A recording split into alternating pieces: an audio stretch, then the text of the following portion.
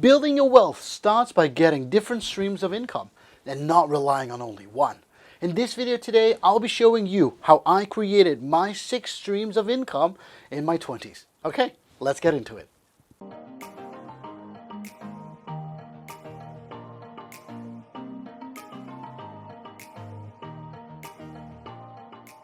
Hey, what's up you guys? Lukas here from excelwealth.com. Now, great that you joined in today because in this video, I'll be going through the different streams of income that not only I have, but also you can create in your 20s and of course here in 2020. Of course, if you're new to the channel, be sure to hit that subscribe button because that's the way how we grow our channel. Now, one of the disclaimers that you have to keep in mind while doing this is not, of course, get into all the streams of income because I'll tell you this, it doesn't happen overnight. It has to be built over time. So the first stream of income is mainly out of a job. You exchange your time, and exchange for that time that you put in and the effort, of course, what you get is you get payment at the end of the month or at the end of the week, or depending on how you get paid, of course. This is a way how you can get your first stream of income. Now, mine started, of course, somewhere in my teens when I had my paper round jobs, when I had a dishwasher job. I had all these kinds of jobs that actually got me a little bit of money because when I was younger, I was always interested in, I want to have more money. I want to have money to buy all the stuff that I wanted to. It was always about wanting to have stuff, of course, when you're younger. And the first stream of income in my case, of course, started as a job as well.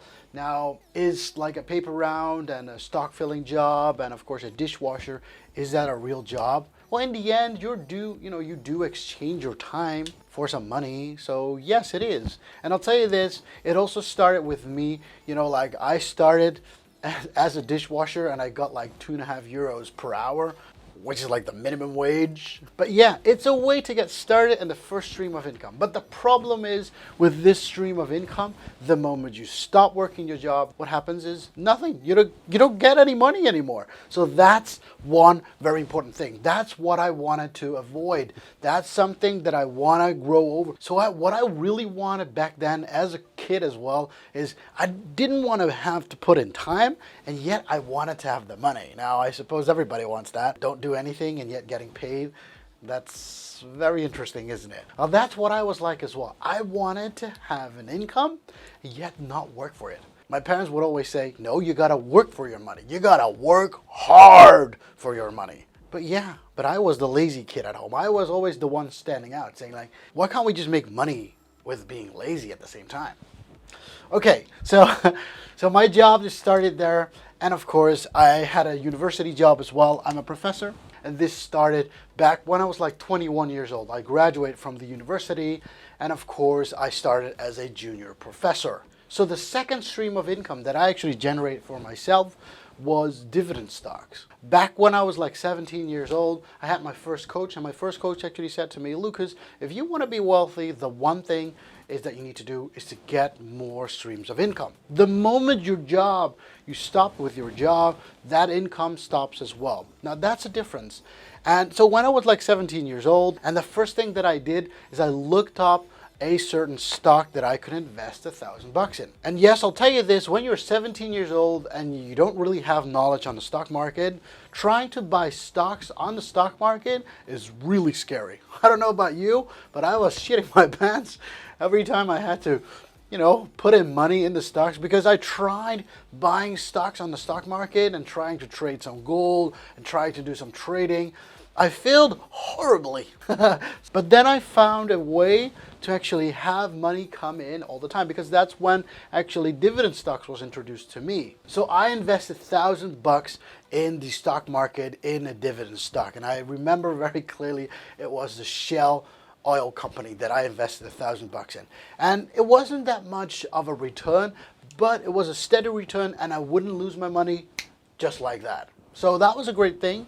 And yes, and all of a sudden I got like $50 per year back. So that was not bad. It's 5% over a year, it's $50. And all of a sudden that was my first stream of income next to the job that I had. It was really cool to be, like 17, 18-year-old and you have a dividend stock, you own one, and all of a sudden you get like $50 back. Feels really great. I'll tell you that, because you didn't have to put in time to make money. All of a sudden I could sleep and think, woo, at the end of this year, I would get $50 for nothing because I invested $1,000. But then if you really think about it, you did put in $1,000 to get $50 per year. But hey, if we wait 20 years, it'll be back completely. And that's how we think, and that's how it works. Now the third stream of income that I actually got when I was in my 20s, and this is when I got introduced to index funds. Now index funds, in the beginning, I was like, yeah, but how does it work? Now the interesting part was this, but of course, if you are interested in that, of course, be sure to check out the video in the pop-up button here on the top. But next to that, I got introduced to index fund, and this actually started out by investing $1,000 per month. Later on, of course, I got to know that it was the dollar cost averaging method. But of course, in the end, it's just systematically investing to spread the chances. Because if you invest $1,000 at once, and the stock market goes up, you're saying, yeah, I'm winning. But if you're investing $1,000 and the stock market goes down, you're like, oh no, I'm losing money now. Well, on paper you are. Not in reality yet, because you haven't exchange the piece of paper into money again. So this is how I got introduced to dollar cost averaging, which actually just said, you know what, if you spread out the chances, instead of investing one time $1,000, you invest, $100 each time, each month, or each week. All of a sudden you're spreading your chances of losing that money at the same time or winning money at the same time. And all of a sudden that's a lot easier. But I'll tell you this is the problem that I had with index funds. It was so slow. It was too slow. Because I was investing $100, and the moment I was making money, I was like, oh yeah, I got like a 5% profit right now. What do I do? And you're like, yeah, I'm winning money. But then, if the crash actually comes, you still lose your 5%, and you're still shitting your pants. Like, oh no, I should sell off again. And this is when I got introduced to one of the new coaches that I had. He said, Lucas, why not just cash out the moment you have a profit and leave it in when you don't have a profit? And then use the amount that you've taken out to compound it. Put that back in. And I was like, dude, that's a great idea. So instead of putting it in and putting it in and putting it in and putting it in, which is called the buy and hold method, it was like buying, holding, and only selling off when you're making a profit. And when you're not making a profit, buy and hold more. All of a sudden, it was a lot easier because every time when you cash out, it's only when you have a profit. And there we had it. We had a method that needed money. Of course, buying funds every month requires money. Yes, it does. So you do have to have an income that generates money. So I had my job. So in my case, I had my job that was generating money. And that money that I got and that I got left, I put in the index funds. And that was growing over time. Dividend stocks, I just left it there because, it wasn't really growing that much. So the index funds was my new method. And all of a sudden I could have money to grow. But the question was here, what do I do with all the excessive money? Because I could put it back all the time. But the interesting thing was it wasn't growing that fast enough, like I said before. This is the moment when I came across one of those people that are still my friends today. Use your money to buy real estate. All the excessive money that you have, invested in real estate, because real estate is a lot bigger and it won't be charging you any taxes the moment you have it, because real estate, you can have all the tax benefits. And I was like, hey, that's what I want to. That's something cool. So this is what I changed to. And this is what happened, of course. I had my fourth stream of income. Using the money from the job, I put it in an index funds. And the index funds would grow faster and faster. Every time I made a profit, I would take the money out. Every time I didn't make a profit, I would only keep on buying and holding. But all the excessive money that I had, I used that into buying real estate. And of course, in real estate, you can leverage your money, which is the cool part. If you don't know about leveraging money, be sure to click that button in the top and you'll see that video, how I leverage money in buying real estate. And of course, if you liked the video up till now, be sure to hit that like button. Buying real estate is very simple. In my case, I would use 30% of my own money and put that as a down payment. I would borrow 70% of the bank to actually get a mortgage and buy a certain home. And what I do would be very simple. The strategy that is called buy and let. Simple thing, you just buy a property. The only thing what you do is you rent it out to tenants. And the tenants will keep track of your home. And that's actually how you make a certain amount of money. Now, because I was already a professor, there was also another thing that happened is, of course, teaching online. It's a very cool thing because you're just recording videos like these. Now, currently, I'm, of course, recording a video using a camera in front of a whiteboard. What I did, of course, was very simple. I just used a screen recorder. I was just showing my students what I did on my screen so that they could just copy and just model my approach. It was very simple. That was a very easy way. But what I did, I used these sessions and I put them online on different platforms so that people could buy my course that I was teaching online. And this wasn't just a platform just to start out with, thinking like, you know what, I got the material anyway, so what should I do with it? I'll just post it online. And if I could help anyone else with the material that I had, if they could use it, good for them.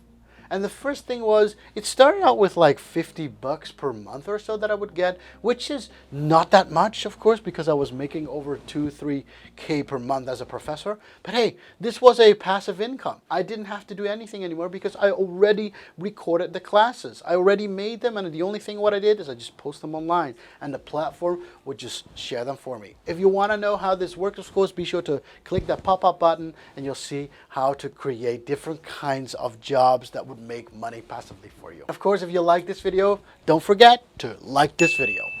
Currently, these teaching online platforms actually generate me over 1K per month, which is still not a huge amount. But hey, if you think about it, 1K per month is of course already 12K per year. And now comes, of course, number 6.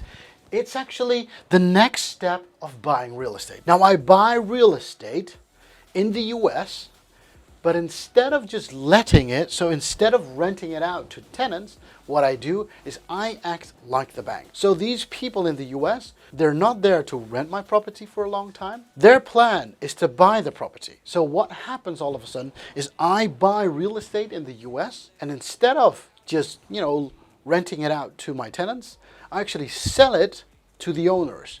I'm selling it to them in 20 years' time, just as if it's a mortgage. So instead of just buying and renting the property out, I'm actually buying real estate and selling the property as a bank to these new owners. But they only get the ownership after they've paid up their last mortgage payment, which is in 20 years' time. Why is this far more interesting than the buying and letting method? The return on investment is a lot higher. Now, if you take a look at like this, of course, it's like building up over time. You have to really understand my job as a professor was just, something that happened after you graduated. And the moment you start teaching, you can also do teaching online. This is what I was doing in the after hours. Every time you come home, instead of spending your time on the couch only, you would record these classes, and you just can do that passively and in your evening hours. Same goes for the dividend stocks and the index funds. Those are all side hustles. Currently, I'm only working 1 day a week as a professor. Because why? Well, I still love doing that. I still enjoy my time with my students. But I don't want to be stuck in a university for 5 days a week anymore. This is why I'm only teaching 1 day a week and doing all these other things next to this. This is how I created 6 streams of income in my 20s. And this is something that you can do as well. And of course, if you like the video, be sure to hit that like button. And of course, if you're new to the channel, be sure to hit that subscribe button. Every time a new video comes out, of course, and you want to be notified, be sure to hit that notification bell as well. I thank you very much for watching today's video. Happy investing, and I'll see you on the next video. Bye-bye.